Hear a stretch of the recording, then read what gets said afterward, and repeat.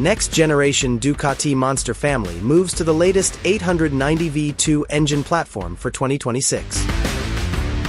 Ducati have launched a new Monster for 2026, moving the iconic naked roadster away from the previous 937 cubic centimeters Testastretta 11 degrees twin and onto the Bologna firm's latest 890 cubic centimeters V2 platform.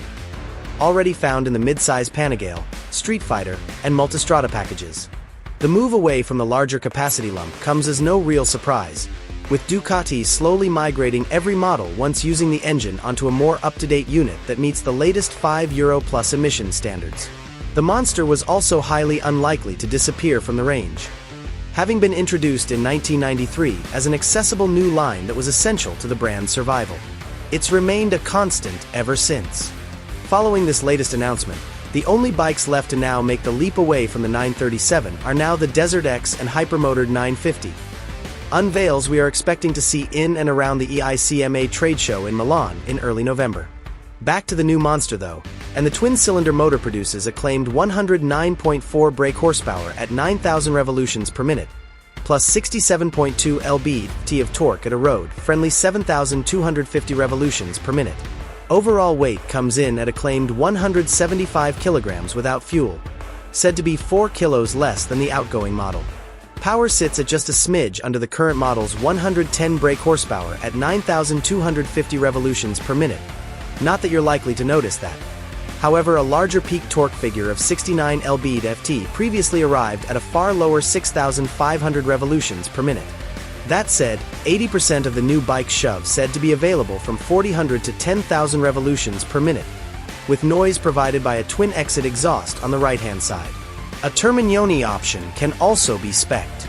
Available in Ducati Red or Iceberg White, it's due to arrive in European dealers from February 2026 priced from £11,995, with an A2 license version available for those well-heeled new riders. Top trumps aside, Ducati say the new engine is 5.9 kilograms lighter than the old unit, with 28,000-mile valve clearance checks. It's held in the chassis as a stressed member, deploying Ducati's now commonplace front frame design, also used on its V2-powered siblings. Like before, you get a double-sided swing arm, however it's now more pronounced, deploying a hollow design clearly inspired by the Panigale V4 Superbike. This is then suspended by Showa springs at both ends, with non-adjustable 43mm tubes up front, plus a preload adjustable monoshock at the rear. Standard seat height comes in at 815mm, but can be taken down to just 775mm using accessory seats and lowering kits. This level of trim leaves the door open for Ducati to introduce a more advanced model in the future, with the Standard and Plus models launched here only separated by a front cowl and passenger seat cover. Trouble is, with the Streetfighter V2 also now sharing the same engine platform, it's likely a spicier Monster could also tread on their existing product lineup's toes. From there, we come to the brakes, with Brembo taking care of the stopping power via dual 320mm front discs combined with M4.32 radially mounted front calipers.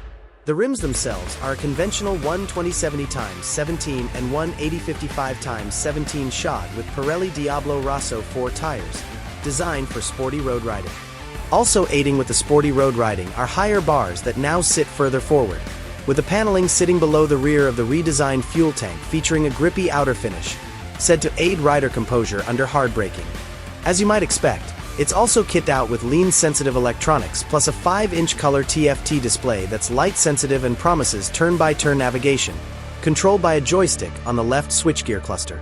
Thanks to a 6-axis IMU, you get traction control, wheelie control, engine braking control, and cornering ABS.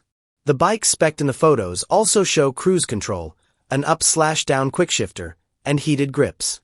Traditionalists will be pleased to see the inclusion of a manual key rather than a fob, and you get 4 riding modes consisting of Sport, Road, Urban, and Wet.